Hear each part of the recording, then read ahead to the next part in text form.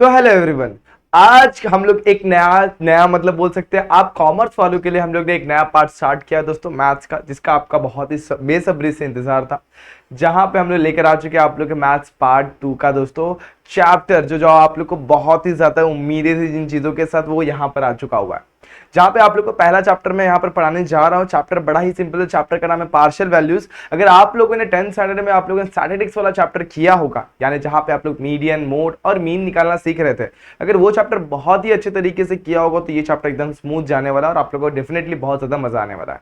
तो चैप्टर को स्टार्ट करने से पहले मैं कहना चाहता हूं, अगर आपने वो चैप्टर नहीं देखे तो फटाफट से एक बार आपके पास 10th की बुक पड़ी होगी, बस एक बार फॉर्मूले को गो थ्रू कर लेना या फिर ऑनलाइन सर्च करके एक बार सिंपल सी चीजें फॉर्मूले यानी सिंपल चीजें जो भी डेफिनेशंस वगैरह एक बार अच्छे तरीके से रीड वगैरह या फिर लर्न कर लेना, ताकि वहां की चीजें आप लोग को यहाँ पे हेल्पफुल साबित हो। स्टार्ट करता आज का वीडियो। तो दोस्तों यहां पर आज हम लोग सीखने वाले पार्शियल वैल्यू के अंदर पहली चीज जिसको बोलते हैं अपन क्वार्टाइल। अब क्वार्टाइल क्या होता है, कैसा होता है, इसे समझेंगे इस वीडियो में और उसके ऊपर बेस्ड क्वेश्चन जानेंगे हम इस वीडियो के अंदर और देखेंगे, बहुत ही अच्छे तरीके से उसे सॉल्व भी कर लेंगे। तो दोस्तों इन सारे क्वेश्चंस को अगर आप लोगों को समझना है और टॉपिक को बहुत ही अच्छे तरीके से क्लियर करना है तो बने रहना वीडियो के एंड तक। तो कैसे आप सभी लोग, I hope you are fine. तो मैं स्वागत करता हूं आपका हमारे यूट्यूब चैनल JR कॉलेज पर। स्टार्ट करता हूं आज का वीडियो। तो चैप्टर पहले ही मैंने बताया पार्शियल वैल्यूज का लेक्चर नंबर 1 कॉमर्स वाले बच्चे लोग के लिए है। एक्सरसाइज नंबर 1.1 क्वेश्चन नंबर 1 से लेकर 10 तक ट्राई करें, कंप्लीट करने, अदरवाइज नेक्स्ट पार्ट में लेंगे। चलो स्टार्ट करते हैं टॉपिक क्वार्टाइल, देखते हैं फटाफट से। अब क्वार्टाइल होता क्या है, तो सबसे पहले आप लोग क्वार्टाइल बताने के पहले मैं बताना चाहता हूं मीडियन आप लोग को याद होना चाहिए। मान लेते हैं अपने पास बहुत सारी वैल्यूज है 2, 5, 1, 3, 7, 11 और इधर पे दे दिया हुआ है एक और वैल्यू पकड़ लेता हूं मैं 9। अगर बोला इसका मीडियन निकालना है तो ये 9 साइड में अपन ने सीखा। सबसे पहले अपन क्या करते हैं, इसको असेंडिंग ऑर्डर में अरेंज करते थे 1 2 उसके बाद 3 फिर 5 फिर 7 फिर 9 फिर 11। काउंट कर लो 1 2 3 4 5 6 7 1 2 3 4 5 6 7। ओके 7 वैल्यूज है। अब मीडियन मतलब क्या, मीडियन ऐसी वैल्यू होती है जो अपने आजू बाजू में मतलब वो बीच में साबित हो जाए और उसके आजू बाजू इक्वल नंबर ऑफ वैल्यूज हो। जैसे यहाँ पर देखेंगे तो 5 एकदम मिडल में आ रहा है, इसके इस साइड भी 3 वैल्यूज है, इस साइड भी 3 वैल्यूज है, तो इस डेटा का मीडियन आ जाएगा 5।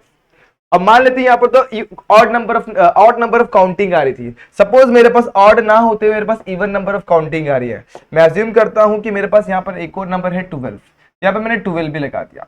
अब क्या होगा, तो अब मेरा मीडियन होगा बीच में जो दो वैल्यूज आ रही है उनका मीन। मतलब क्या, 5 + 7 डिवाइडेड बाई 2, 5 + 7 12 डिवाइडेड बाई 2 कितना हो जाएगा 6। तो इस केस में हमारा मीडियन हो जाएगा 6। तो मेरे हिसाब से आप लोग को ये फंडा अच्छे तरीके से क्लियर हो गया, इसमें कोई दिक्कत है, कोई भी डाउट नहीं है। अब क्वार्टाइल की बात करते हैं। क्वार्टाइल क्या होता है, तो क्वार्टाइल सेम मीडियन जैसे ही होता है, बस थोड़ा सा वो लेवल अपना बढ़ा लेता है। मीडियन क्या कर रहा था, किसी भी डेटा को कितने पार्ट में डिवाइड कर रहा था, 2 पार्ट में। कितने पार्ट में, 2 इक्वल पार्ट में डेटा को डिवाइड कर रहा था हमारा मीडियन। लेकिन क्वार्टाइल क्या करता है मालूम है, क्वार्टाइल सेम डेटा को 4 इक्वल पार्ट में डिवाइड करता है। अब किसी भी डेटा को 2 इक्वल पार्ट में डिवाइड करने के लिए एक वैल्यू की जरूरत पड़ती है जो बीचों बीच में आता है। यहां पर बीचों बीच में 6 आएगा इन 5 और 7 के बीच में, तो वो आप लोगों को क्या हो जाएगा मीडियन। बट क्वार्टाइल 4 पार्ट में डिवाइड कर रहा है और किसी भी डेटा को 4 पार्ट में डिवाइड करने के लिए 3 डंडियों की जरूरत पड़ेगी। सपोज मैं पकड़ता, मेरे पास ऐसे करके नंबर ऑफ डेटास दिए हुए, तो मेरा Q1 quartile 1 quartile 2 and quartile 3, इसने क्या करना है, डेटा को 4 इक्वल पार्ट में डिवाइड कर देना। कितने इक्वल पार्ट में, 4 इक्वल पार्ट में। अब नोटिस करेंगे तो Q1 के इस साइड में आएगा 25%, उसी तरीके से Q2 और Q1 के बीच में भी क्या आ जाएगा 25%, मतलब डेटा का 25%। यहां पर भी क्या आएगा, डेटा का 25%, और यहां तक भी क्या आ जाएगा, डेटा का 25% आ जाएगा। इतना समझ में आ गया, डेटा का 25% क्लियर हो गया। ओके अब मैं बात करूं 25% के बाद, तो देखो यहाँ पर Q2 के अगर इस साइड देखो तो टोटल 50% इसके इस साइड में आ रहा है, और Q2 के इस साइड देखो तो इसके साइड में कितने टोटल 50% आ रहा है। अब देखो ये बेसिक चीजें जो आप लोगों को क्वेश्चन सॉल्व करते वक्त मैं समझाने वाला हूं, पर अगर जान लो कोई भी वैल्यूज डेटा को 4 इक्वल पार्ट में डिवाइड करेगी तो उसे बोलेंगे हम लोग क्वार्टाइल। उसी तरीके से हम लोग को आगे वाले टॉपिक में डिसाइल एंड परसेंटाइल भी समझना है, तो अपन आगे देखेंगे, कोई दिक्कत नहीं। यहां तक अभी फिलहाल के लिए बेसिक चीजें जान लो।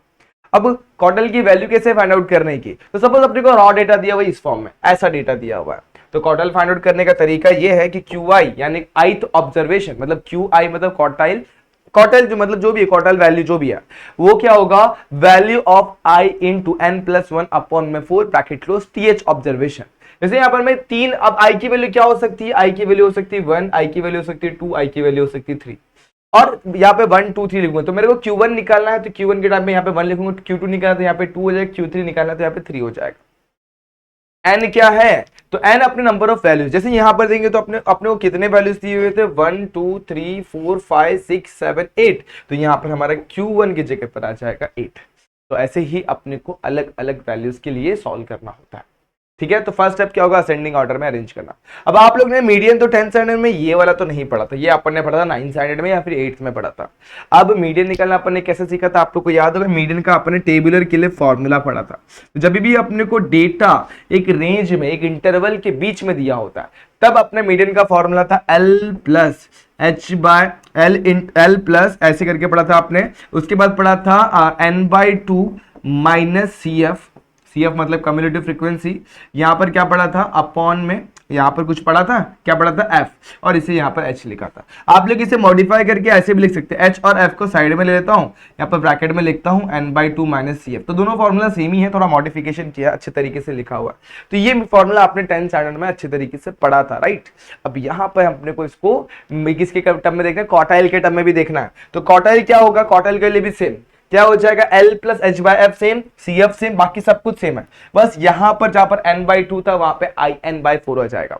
मतलब I की वैल्यू आप क्या पुट करोगे 1, तो आप लोग Q1 मिलेगा। I की वैल्यू आप लोग 2 पुट करोगे तो क्या मिलेगा, 2 पुट करके देख लो, देखो 2N/4 कितना हो जाएगा, कैंसिल करेंगे तो N/2 मिलेगा। और आपने नोटिस करना है ये वैल्यू, ये फॉर्मूला जब अपने को पुट मिलेगा यहाँ पर N/2, मतलब IN/4 की जगह क्या आ जाएगा, N/2 आ जाएगा। उस केस में हमें Q2 मिलेगा, और Q2 का मतलब भी क्या मिलेगा, मीडियन। मैंने पहले ही बताया था मीडियन क्या करता है, डेटा को इक्वल इक्वल पार्ट में डिवाइड करता है। अब आप लोग नोटिस करो Q2 की ये साइड में कितनी वैल्यूज है, 50%, Q2 की ये साइड में वैल्यू कितनी है 50%, तो Q2 स्टैंड फॉर मीडियन। तो यहां पर हमारा Q2 मीडियन जैसा भी बिहेव करता है। सिंपल सी बात है, मेरे हिसाब से ये सारी चीजें आप लोग क्लियर है, बेसिक चीजें एकदम क्लियर हो गई, कोई डाउट कोई दिक्कतें नहीं। अब हम लोग बढ़ेंगे हमारे क्वेश्चन पर। चलो स्टार्ट करता हूं मैं बेसिक क्वेश्चन के साथ। तो पहला क्वेश्चन, ठीक से ध्यान देना, अच्छे तरीके से गौर करना। अब एक चीज और मुझे बतानी है, तो मैं क्वेश्चन सॉल्व करते वक्त ही बताऊंगा, जब पॉइंट में अपने क्वार्टाइल मिलता तब क्या करना है। तो देखेंगे यहाँ पर, अब यहाँ पे देखो, compute the value of quartile for the following series of observation. और इस सीरीज को के लिए अपने क्या करना है, क्वार्टाइल को डिसाइड करना है।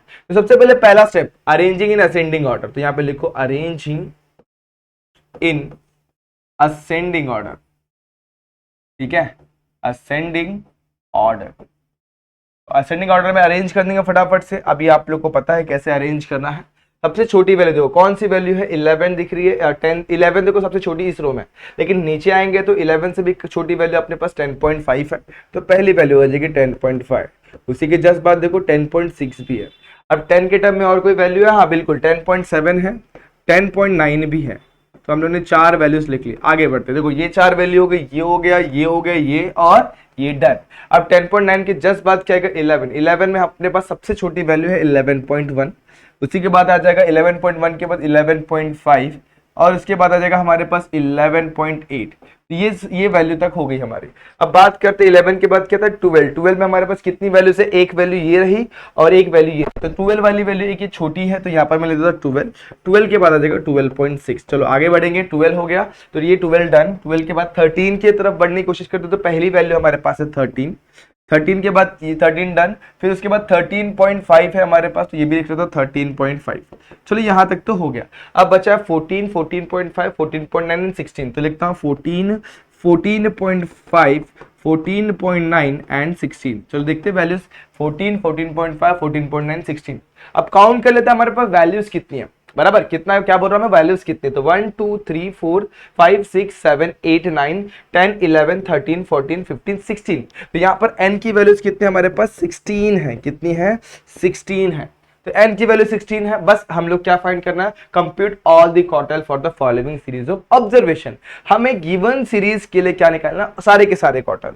आप लोगों को पता है कितने क्वार्टाइल होते हैं, क्वार्टाइल हमारे पास 3 होते हैं। क्वार्टाइल कितने होते हैं हमारे पास 3। तो पहले मैं QI का फॉर्मूला लिख देता हूं। QI क्या होता है, वैल्यू ऑफ, क्या होता है, वैल्यू ऑफ ब्रैकेट के अंदर I इंटू n+1 अपॉन में 4 ब्रैकेट क्लोज, एक और बार ब्रैकेट क्लोज, TH ऑब्जर्वेशन।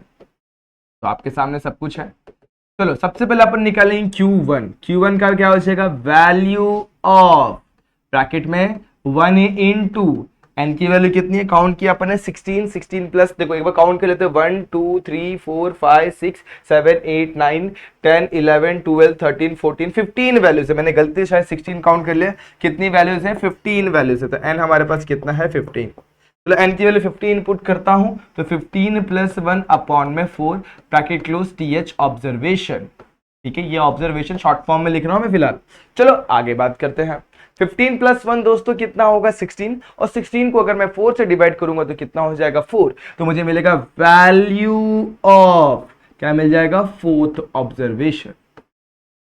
अब देखते हैं फोर्थ ऑब्जर्वेशन क्या हमारे पास 1 2 3 4, तो कितना आ गया 10.9, तो यहाँ पर Q1 की वैल्यू आ जाएगी 10.9।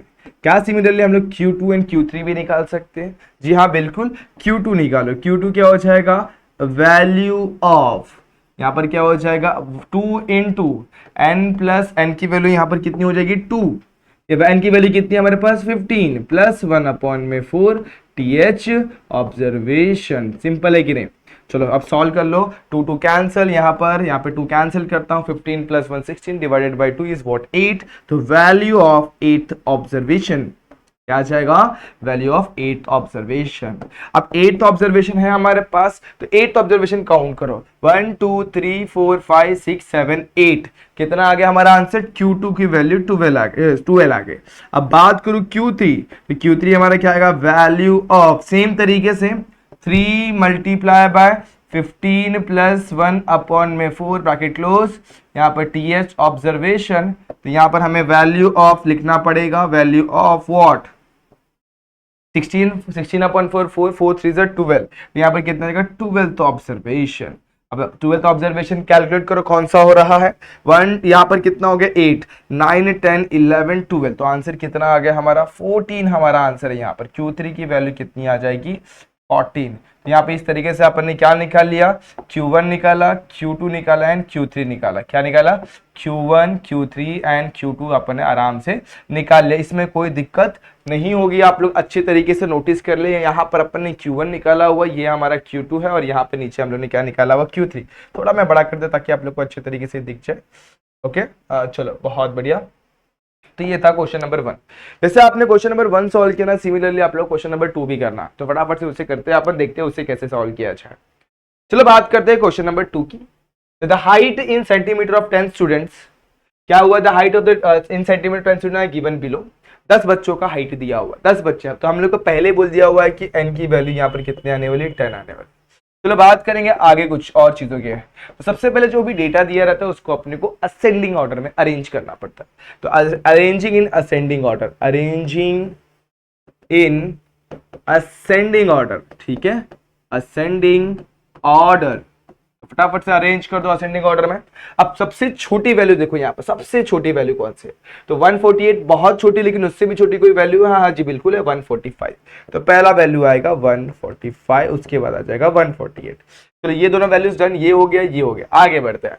अब 148 के बाद देखो 150 के बाद 152 सबसे छोटी वैल्यू है, तो 152 सॉरी उससे भी छोटी वैल्यू 151, तो पहला आएगा 151 फिर आ जाएगा 152, आगे बढ़ी जाए। चलो फटाफट से ये हो गया 154 158 159, तो 154 158 एंड 159। चलो आगे बढ़ता है 163, आगे 171 और 171, तो 163 171 दो बार है, तो दो बच्चों की हाइट 171 बिल्कुल हो सकती, क्यों नहीं हो सकती है।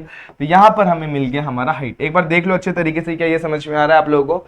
145 पहला वैल्यू, उसके बाद 145 के बाद 148 सही है, 151 152 कहा गया, ये रहा 152 के बाद 154 158 159 163 171 171, इस तरीके से आपने 10 के 10 डेटास लिख दिया, 1 2 3 4 5 6 7 8 9 10। अब आप लोगों को पता है QI का फॉर्मूला, चलो QI के फॉर्मूले की तरफ जाएंगे। अब सभी को पता है QI क्या होता है, QI is equals to what, value of bracket में I इंटू n+1 अपॉन में 4 ब्रैकेट क्लोज करते हैं, ऊपर लिखते हैं TH ऑब्जर्वेशन।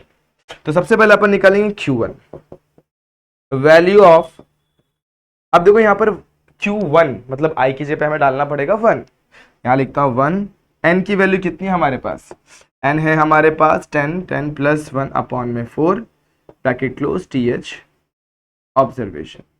चलो इसे सॉल्व करते हैं। 10 + 1 होता है 11, 11 डिवाइडेड बाय 4 करेंगे तो कितना हो जाएगा? यस, यही तो एक पॉइंट है। सबसे इंपॉर्टेंट क्वेश्चन मार्क करके रख लो दोस्तों, सिंपल है लेकिन थोड़ा सा टफ जाता है बच्चों को। Value of 10 + 1 11, 11 divided by 4। अब देखो 10 डिवाइड बाय 4 करूंगा तो 2.5 मिलता है, और 1 को डिवाइड करूंगा तो 2.75 मिल जाएगा, तो 2.75 ऑब्जर्वेशन। अब आप लोग देखो 2.75 ऑब्जर्वेशन कैसे मिलेगा, ये तो मिलना थोड़ा मुश्किल है। तो यहाँ पर मैं आप लोग कुछ बताना चाहता हूँ। देखो यहाँ पर ध्यान देना। अब अपन ने जो डेटा को अरेंज किया हुआ है ना, उसको प्रॉपर्ली देखते हैं। जो भी डेटा दिखा हुआ है उसको देखो। 2.75 ऑब्जर्वेशन है सेकेंड ऑब्जर्वेशन और थर्ड ऑब्जर्वेशन के बीच में कहीं पर आने वाला है। अब कहां आने वाला है उसको समझने के लिए आपको जानना पड़ेगा। तो कैसे, मैं मान लो यहाँ पर लिखता हूँ सेकेंड ऑब्जर्वेशन और थर्ड ऑब्जर्वेशन, यहाँ पे लिख लेता हूँ।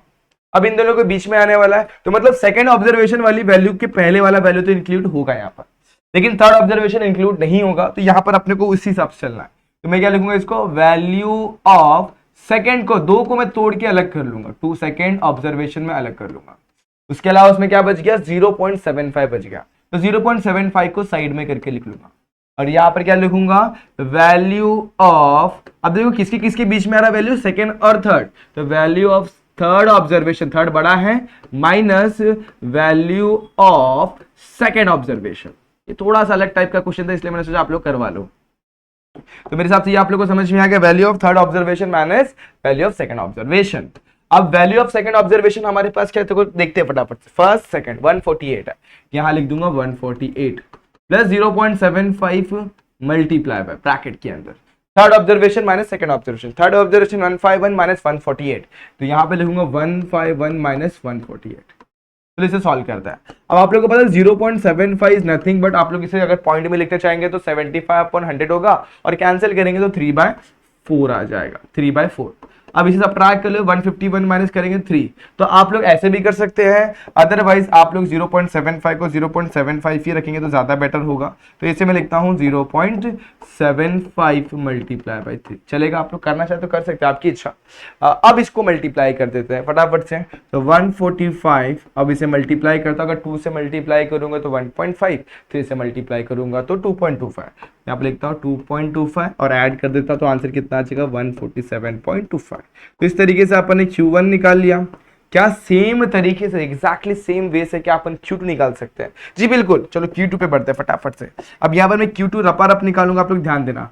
वैल्यू ऑफ क्या हो जाएगा, 2 मल्टीप्लाई बाय n, n की वैल्यू कितनी है दोस्तों, सेम n की वैल्यू हमारे पास कितनी है 10, 10 + 1 अपॉन में 4 कितना हो जाएगा, 10 + 1 अपॉन में 4। तो 10 + 1 अपॉन में 4 लिखता हूं, यहाँ से 2 कैंसिल करता हूं, ब्रैकेट क्लोज करता हूं, TH ऑब्जर्वेशन लिख देता हूं फटाफट से।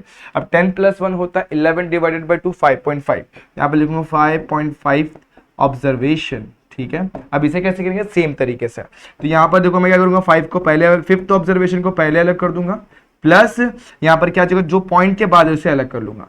अब आप लोगों को पता है 5.5 जो ना फिफ्थ और सिक्स के बीच में आने वाला है, तो यहाँ पर क्या 0.5 multiply by six observation minus fifth observation. तो अगर जिसे नहीं समझ में आएगा तो रिवाइंड करके जरा इसको अच्छे तरीके से देखें, तभी जाके ये बहुत अच्छे तरीके से आप लोग को क्लियर हो जाएगा। तो ये था आप लोग का आंसर। अब देखो फिफ्थ ऑब्जर्वेशन कितना हमारे पास, अब क्वेश्चन में हम लोग क्या निकालना था, Q1 और Q3 निकालना था। तो Q2 निकालने की जरूरत नहीं थी, लेकिन फिर भी मैंने आप लोग को बता रहा इस तरीके से निकालना है। सपोज Q3 निकालना है, बस वैल्यू को चेंज करेंगे अपन अकॉर्डिंगली। कैसे चेंज करेंगे, देखो यहाँ पर इसको मैं यहाँ से रिमूव कर दूंगा। अभी सपोज Q1 अपन Q2 निकालते तो इस तरीके से करेंगे, लेकिन क्वेश्चन में हमें बोला हुआ Q3 निकाल के दे भाई। तो Q3 कैसे निकालेंगे, बहुत सिंपल है ये भी सेम, बस आप लोग को 2 की जगह पे 3 लिखना होगा। और क्या करना है, तो यहाँ पे लिखेंगे 3 × n + 1 अपॉन में 4। n कितना हमारे पास, n तो 10, 10 + 1 अपॉन में 4।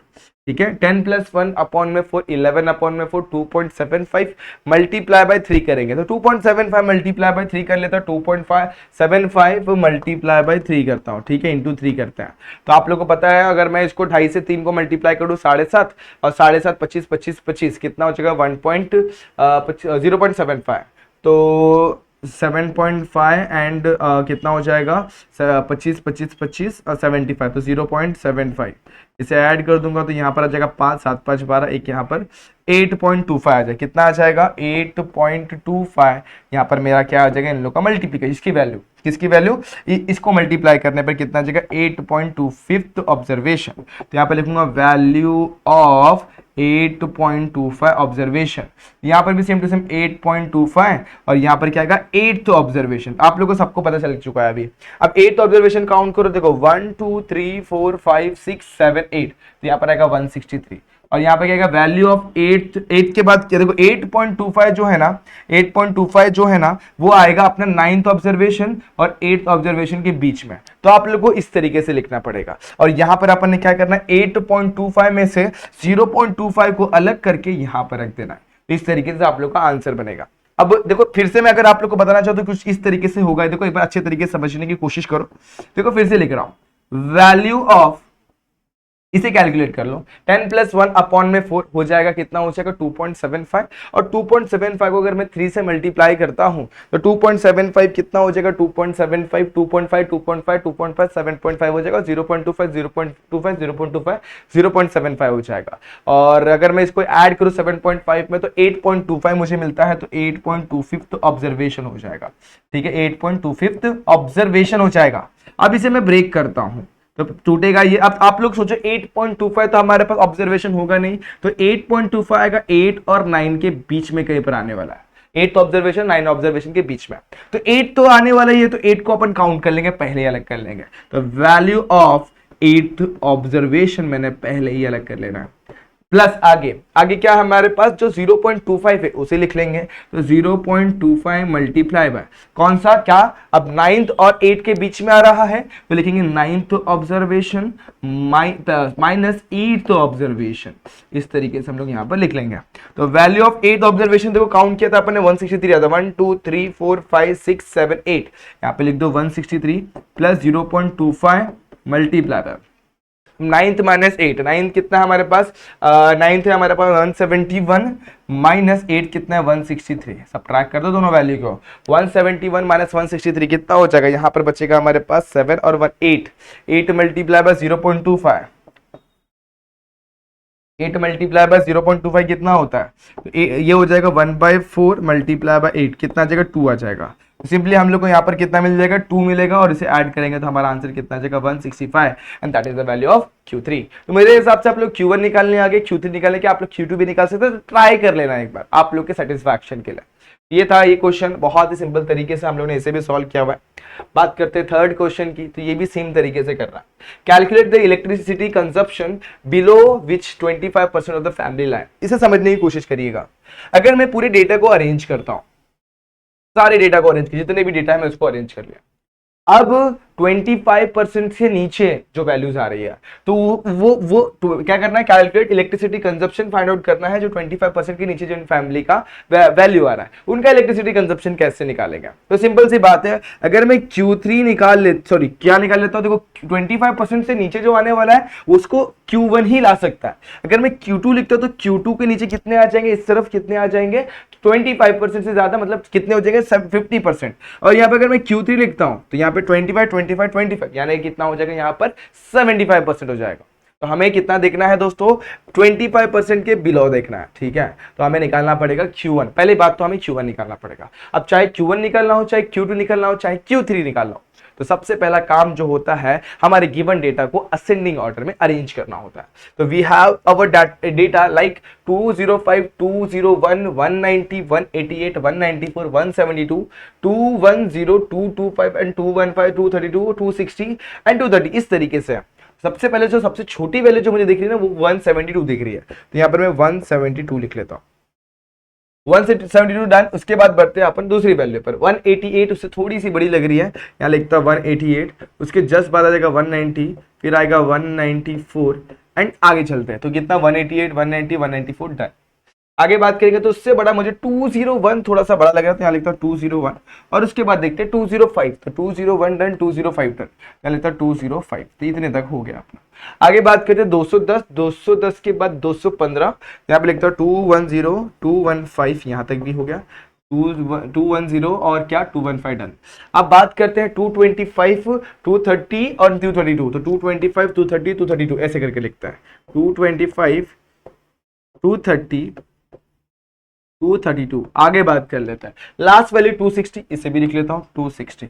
काउंट कर लेता हूँ 1 2 3 4 5 6 7 8 9 10 11 12। 1 2 3 4 5 6 7 8 9 10 11 12। तो यहाँ पर n की वैल्यू कितनी हो गई? 12 लिखोगे। अब हमें क्या निकालना है? Calculate electricity consumption below 25% family life. जो जितने इलेक्ट्रिसिटी 25% के नीचे जो फैमिली है उनका हम लोग क्या निकालना है? इलेक्ट्रिसिटी कंजप्शन निकालना है। तो सबसे पहले Q2 Q1 निकालना पड़ेगा, क्योंकि Q1 के नीचे ही हमारा 25% फैमिली लाई करने वाला है। तो पहले मैं Q1 लिख लेता हूं और Q1 का फॉर्मूला यहाँ पे लिखने की कोशिश करता हूं। तो QI क्या होता है? वैल्यू ऑफ क्या होता है? I into N plus 1/4 bracket close TS observation. बस यहाँ पर I की जगह अपने को क्या डालना पड़ेगा? 1। तो Q1 क्या हो जाएगा? वैल्यू ऑफ 1 इंटू एन की वैल्यू कितनी हम लोग की है? 12 plus 1/4 bracket close TH observation. ठीक है, यहां तक एक बार देख लो, यहां तक सीरियस सिंपल है। आगे क्या करना है? वैल्यू ऑफ, अब यहाँ पर 13/4 कितना होगा? तो 13 मतलब 12 से डिवाइड करेंगे 4 को तो 3 हो जाएगा, और 1 को डिवाइड करेंगे 0.25। तो यहाँ पर कितना जाएगा? 3.25 bracket close TH observation.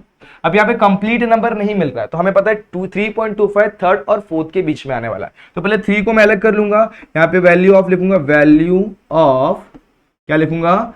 Third observation plus 0.25 multiply by value of, अब क्या आएगा? अब 3 और देखो हमारा 3.25 वो थर्ड एंड फोर्थ ऑब्जर्वेशन के बीच में आता है।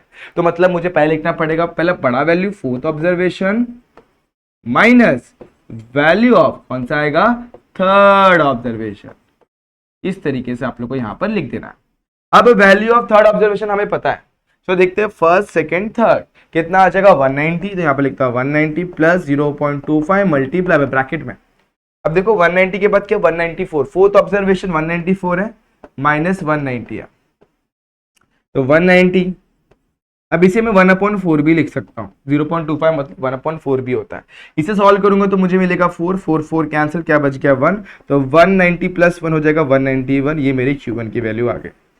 अब आप लोगों को पता चल गया, तो 191 के आगे मेरी Q1 मतलब जो ऐसा डेटा जो हमारे इस डेटा को, इस वैल्यू को कितने डिवाइड कर रहा है हमारे रिक्वायर्ड 25%, मतलब क्वेश्चन समझो, calculate electricity consumption below 25% of the family. तो आप लोग को पता चल गया कितना आएगा वैल्यू इसका? Q1 की वैल्यू आ जाएगी 191। तो इस तरीके से इस क्वेश्चन को हम लोगों ने समझा है यहाँ पर, और बहुत ही इजीली हम लोग को ये क्लियर भी हो गया, उसमें कोई दिक्कत भी नहीं है। तो यहाँ पर हम लोगों ने निकाला मस्त इलेक्ट्रिसिटी कंजप्शन हमारे थर्ड क्वेश्चन का। अब एक बार ठीक से रीड करना, हम लोगों ने क्या किया हुआ। पहला काम, डेटा को असेंडिंग ऑर्डर में अरेंज करना। सपोज यहाँ पे 50% बोला होता, तो 50% में अपन क्या करते हैं? अपन डिवाइड करते हैं हमारे डेटा को कितने से दोस्तों? कितने से डिवाइड करते हैं? कितने से डिवाइड करते हैं हम लोग हमारे डेटा को? एक बार देख लो, सारी वैल्यूज अपन ने परफेक्टली लिखी है, एक बार अच्छे तरीके से देख लेना। ओके 194, 195, ओके 195 भी है कि कहीं पर? मुझे तो 195 नहीं दिख रहा है। 188 के बाद परफेक्ट है, अपना आंसर एकदम परफेक्ट है, कोई गड़बड़ नहीं है। हाँ, अगर क्वेश्चन में कोई गड़बड़ रहेगी ना तो दोस्तों उसे एक बार अच्छे तरीके से देख लेना, उसे भी क्लियर कर लेना। तो क्वेश्चन में अगर कुछ गड़बड़ रहती है, समटाइम क्या होता है कि क्वेश्चन में थोड़े बहुत मिस्टेक्स होता है। जैसे इस क्वेश्चन में आप लोग के टेक्स्ट बुक में दिया रहेगा, यहाँ पे 195 दिया रहेगा, इसे 195 दिया रहेगा, उसके अकॉर्डिंगली हम लोग अगर इसको सॉल्व करते हैं ना 195 के अकॉर्डिंग, यहाँ पर अगर 195 के अकॉर्डिंग सॉल्व करते हैं तो यहाँ पे अपने को 5 मिलेगा, और 5 डिवाइडेड बाय करेंगे तो 0.25। अगर सपोज 195 लेता है, यहाँ पर क्या लेता हूँ 195, सपोज 195 आपकी टेक्स्ट बुक के हिसाब से, तो ये क्वेश्चन कुछ इस तरीके से बनेगा 190 प्लस 0.25 ब्रैकेट में क्या आ जाएगा 195 माइनस 190, और यहाँ पर 190 प्लस 0.25 का मतलब ही 0.25 ही रखो, मल्टीप्लाई बाय 5 करोगे, यहाँ पर 190 प्लस कितना मिल जाएगा 1.25, और इसे ऐड कर देंगे तो 191.25 इसका आप लोग को आंसर मिल जाएगा। तो कुछ इस तरीके से क्वेश्चन आप लोग को सॉल्व होता हुआ दिखाई देगा। तो आप लोग है ना इस तरीके से भी इसे समझ सकते हैं। और क्या, अगर वैल्यूज को चेंज कर दिया, जैसे 194 ही रखता तो आप लोग को 191 मिलेगा। तो टेक्स्ट बुक में थोड़ा सा गड़बड़ी कभी कभी होती है, तो आप लोग आपके हिसाब से डिसाइड करो किस तरीके से आप लोग को सॉल्व करें। बस आप लोग को स्टेप मैटर करता है। अगर आपने स्टेप सीख लिया तो आप लोग को एग्जाम में तो क्वेश्चन से मतलब ही नहीं है, क्वेश्चन कुछ भी आना तो हमें स्टेप्स पता है, अपन आराम से सॉल्व कर सकते हैं। तो थर्ड क्वेश्चन भी डन। चलो देखते हैं फोर्थ क्वेश्चन कैसे करना है। यस, अब देखो, for the following data of the daily expenditure of the family in a compute the expenditure below which 75% of the family include their expenditure। हमें क्या निकालना है, 75% के नीचे वाले फैमिली का हम लोग को एक्सपेंडिचर निकालना है। अब 75% नीचे मतलब, अब देखो जैसे 25% के नीचे बोला था तो अपन ने निकाला था Q1।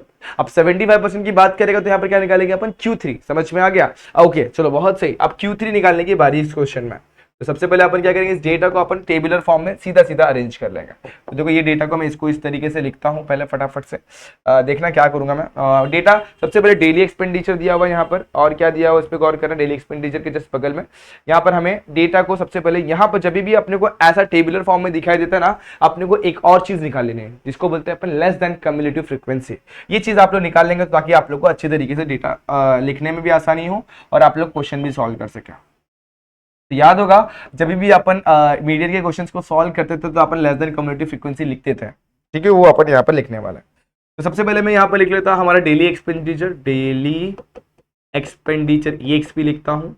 ये दिया हुआ नंबर ऑफ फैमिलीज, या नंबर ऑफ फैमिलीज मतलब क्या, फ्रीक्वेंसी दिया हुआ है, तो F से भी डिनोट करते हैं। और लिखूंगा लेस देन CF। दो टाइप के CF होते हैं, एक लेस देन CF होता है, दूसरा मोर देन CF होता है। लेस देन CF मतलब लेस देन क्यूमुलेटिव फ्रीक्वेंसी, जो भी फ्रीक्वेंसी हो मेन वाली होगी उससे एक कम, इस तरीके से माना जाता है। जैसे यहाँ पर देखो, सबसे पहले हम लोग हमारा 350 लिख लेते हैं। 350 के जस्ट बाद क्या है यहाँ पर, 450, 550, 650, 750 लिख लिया, ठीक है। इसे मैं यहाँ पे जरा ऐसे लिख देता हूँ, आगे बढ़ते हैं। अभी हमारा ये क्या दिया हुआ है, यहाँ पर दिया हुआ है 16, 19, 24, 28, 30। यहाँ तक आगे चलते हैं। इसके बाद क्या होगा, इसके बाद अपन एडिशन करेंगे। तो 16 मेरा ऐसे ही रहेगा, इसे ऐड करूंगा इसमें तो कितना हो जाएगा, चलो निकालते हैं। 16, 40, 25, 35 प्लस 24 कितना हो जाएगा, 39, 49, 59 हो जाएगा। 59 प्लस 28 करते हैं, 59 प्लस 28, तो 59 इसको 27 कर दे तो 60 कर दो। 60 प्लस 27, 60, 70, 80, 87 हो जाएगा। प्लस 13 कर देंगे तो कितना हो जाएगा, 100। तो हमें यहाँ पर कितना मिल गया, समेशन ऑफ FI कितना मिल गया, 100 मिल गया। और समेशन ऑफ FI का मतलब भी देखो, FI ध्यान दो यहाँ पर, समेशन ऑफ FI बोलो, कैपिटल N बोलो या स्मॉल n बोलो, सबका मीनिंग एक ही होता है। वो कितना होता है दोस्तों, यहाँ पर 100 हो गया। इस तरीके से आपने यहाँ पर डेटा को अरेंज कर लिया हुआ है। अब हमें क्या निकालना है, हमें क्वेश्चन के हिसाब से हमें निकालना है Q3, जो मैंने आप लोग को पहले ही बोल दिया। हमें क्या निकालना है, Q3। अब सेम आप लोग को फॉर्मूला पता है, कॉटेल का फॉर्मूला डालो और आंसर निकालो। चलो फटाफट देखेंगे क्या वैल्यू आने वाला है। तो Q3 हमें पता है, QI का फॉर्मूला, वैल्यू ऑफ यहाँ पर क्या आएगा, I इंटू n+1 अपॉन में 4 ब्रैकेट क्लोज TH ऑब्जर्वेशन। तो इस तरीके से हम लोग इसे देख सकते हैं। अब बात करते हैं आगे, तो यहां पर क्या आएगा, वैल्यू ऑफ, यहां पर क्या आ जाएगा, I की वैल्यू कितनी आने वाली, Q3 निकालना, राइट। तो I की वैल्यू 3 पुट कर देंगे, एंड हमारे पास कितना, 100 प्लस 1 अपॉन में 4 ब्रैकेट क्लोज TH ऑब्जर्वेशन। सही जा रहा हूं मैं? अब चलो आगे बढ़ते हैं। वैल्यू ऑफ, अब देखो इसे सॉल्व कर लेते हैं। Value of 101 divided by 100 multiply by 3। अब मैं टाइम वेस्ट नहीं करता, यहाँ पर फटाफट से कैलकुलेटर निकालता हूँ। और आप लोग को तो डिवीजन में आप तो मास्टर हो ही चुके हैं, आप फटाफट कर देना। जैसे यहाँ पर क्या है, 101 डिवाइडेड बाय क्या करना हमें, 4, और मल्टीप्लाई करना हमें 3 से। तो कितना आ जाएगा, 75.75। एक बार फिर से देख लो, देखो 100 प्लस 1 कितना हो जाएगा, 101 मल्टीप्लाई करेंगे, सॉरी 3 से मल्टीप्लाई कर लो और डिवाइडेड बाय 4 कर लो। एक ही बात है, 75.05, ये 75.75। तो यहाँ पर मैं लिख देता हूँ क्या आएगा, वैल्यू ऑफ 75.75 ऑब्जर्वेशन। ठीक है, चलो अब इसे वैसा मत करते बेटा जो आपने यहां पर किया हुआ था। इसे 0.75 को तोड़ना और 75 और 76 के बीच में आंसर आएगा, वैसा नहीं करना। टेबुलर फॉर्म बहुत सिंपल होता है। अब आप लोग नोटिस करो, ये वैल्यू 70.75 से ज्यादा वाली वैल्यू आप लोग देख सकते हैं। यहां पर 75 और 75 से ज्यादा वाली वैल्यू क्या है, 59 हमारा 75 के पास भी आ रहा है क्या, नहीं। तो हमें किसके पास जाना पड़ेगा, 87 के पास, राइट। 87 लेस देन फ्रीक्वेंसी अपन देख रहे दोस्तों, तो हमें किसके पास, लेस देन, देखो लेस देन फ्रीक्वेंसी हमेशा हमारे को वो हमें हमारे लेस देन फ्रीक्वेंसी के पास ही पहुंचाता है। जैसे यहां पर हमारा 75.75 जो वैल्यू आने वाला है ये इसके आसपास आने वाला है, तो हमेशा बड़ी वैल्यू को अपन सिलेक्ट करते, याद है कि नहीं याद है, हमेशा सीएफ में देखते हैं और सबसे बड़ी वाली वैल्यू को सिलेक्ट करते हैं। तो 59 तो छोटा हो जाएगा, हमें सिलेक्ट करना पड़ेगा 87। तो यहां पर हमारा Q3 जो आने वाला है वो इसके अंदर आने वाला है, किसके अंदर, ये इसके अंदर आने वाला है, ये हमारा Q3 का टेबल बनने वाला, ठीक है। अब Q3 का टेबल ये बन गया। अब इसमें देखोगे तो हमारा आंसर कितना है, 650, तो हमारा आंसर कितना आ जाएगा यहाँ पर 650, ये आ गया हमारा Q3 का वैल्यू। देख लो बराबर यही है क्या, एक बार चेक कर लेना, अगर गड़बड़ है तो इसको थोड़ा और करेक्ट कर लेंगे, क्या दिक्कत है। तो यहाँ पर हमें क्या मिल गया, 650 हमारा आंसर मिल गया, और बहुत ही अच्छे तरीके से हमें इसको फाइंड आउट करना है। बस लास्ट में क्या करो, एक स्टेटमेंट छोटा चिपका दो और खत्म करो इस क्वेश्चन को। स्टेटमेंट बढ़िया तरीके से लिख देना है, क्वेश्चन में जो भी स्टेटमेंट पूछा हुआ है, क्या फाइंड करना था, 75% के नीचे जो जिनका भी एक्सपेंडिचर है उनके बारे में आप लोग को निकालना था। इस तरीके से आप लोग इसे भी सॉल्व कर सकते हो। तो मेरे हिसाब से ये 4 क्वेश्चन एकदम ईजी थे। अब देखो बचे हुए क्वेश्चन अपन अगले वीडियो में देखेंगे, ताकि वीडियो ज्यादा लंबा ना बने और आप लोग भी धैर्य के साथ आराम से इस वीडियो को देख सके। तो दोस्तों आज के लिए बस इतना ही, सारे क्वेश्चन बहुत ही सिंपल थे, होप सारे क्वेश्चन आप लोग को समझ में आ रहेंगे। फिर भी कहीं डाउट, कहीं दिक्कत तो आप लोग कमेंट सेक्शन में पूछ सकते हैं, अदरवाइज मुझे 97 कुछ मंजूरी पे आप फॉलो करके आपके डाउट वहां पर भी क्लियर कर सकते हैं। दोस्तों आज के लिए बस इतना ही, मिलते हैं नेक्स्ट वीडियो में, तब तक के लिए stay tuned and good bye.